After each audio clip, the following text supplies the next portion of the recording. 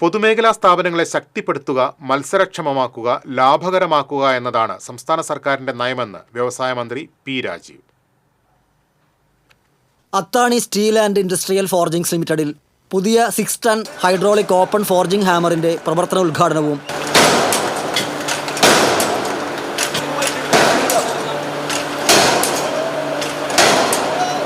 പുതിയ കോർപ്പറേറ്റ് ഓഫീസിന്റെ ശിലാസ്ഥാപനവും നിർവഹിക്കുകയായിരുന്നു അദ്ദേഹം. രാജ്യത്ത് പൊതുമേഖലാ സ്ഥാപനങ്ങളെ ശക്തിപ്പെടുത്തി മുന്നോട്ടു പോകുന്ന ഏക സംസ്ഥാനം കേരളമാണെന്ന് മന്ത്രി പറഞ്ഞു.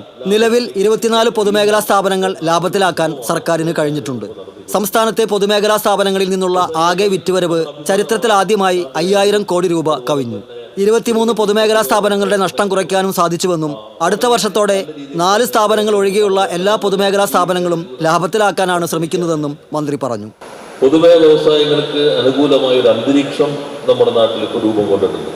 24 പൊതുമേഖലാ സ്ഥാപനങ്ങൾ ഇപ്പോൾ നമുക്ക് ലാഭത്തിലായി. ചരിത്രത്തിൽ ആദ്യമായി കേരളത്തിലെ പൊതുമേഖലാ സ്ഥാപനങ്ങളുടെ മൊത്തത്തിലുള്ള ടേൺ ഓവർ 5000 കോടി കഴിഞ്ഞിരിക്കുന്നു എന്നുള്ളത് ഏറെ സന്തോഷകരമാണ്.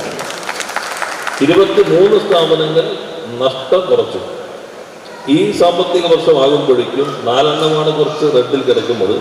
ബാക്കി എല്ലാം ലാഭത്തിലേക്ക് എത്തിക്കാൻ കഴിയുമോ എന്ന ഒരു ശ്രമമാണ് വ്യവസായ വകുപ്പ് നടത്തിക്കൊണ്ടിരിക്കുന്നത്.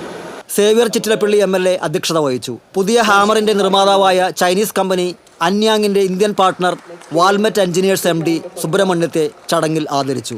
12 കോടി രൂപ മുതൽ മുടക്കിലാണ് പുതിയ 6 ton hydraulic open forging hammer നിർമ്മിച്ചിട്ടുള്ളത്. നിലവിൽ 750 കിലോഗ്രാം വരെയുള്ള ഉൽപ്പന്നങ്ങളാണ് SFIL-ൽ ഹൈഡ്രോളിക് ഫോർജിംഗ് ഹാമർ ഉപയോഗിച്ച് നിർമ്മിച്ച് വിപണിയിലെത്തിക്കുന്നത്.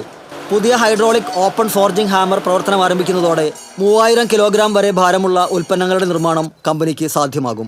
7700 ചതുരശ്രടി വിസ്തൃതിയിൽ 2.5 കോടി രൂപ ചെലവഴിച്ച് നിർമ്മിക്കുന്ന കമ്പനിയുടെ പുതിയ കോർപ്പറേറ്റ് ഓഫീസ് അടുത്ത വർഷം ഫെബ്രുവരിയോടെ പൂർത്തീകരിക്കാനാണ് ലക്ഷ്യമിടുന്നത്. SFIL chairman Sharif Marakkar, MD commander P Suresh, BPT executive chairman K Ajith Kumar, SIFL ഡയറക്ടർമാർ, യൂണിയൻ നേതാക്കൾ തുടങ്ങിയവർ സംസാരിച്ചു. TCV തൃശൂർ.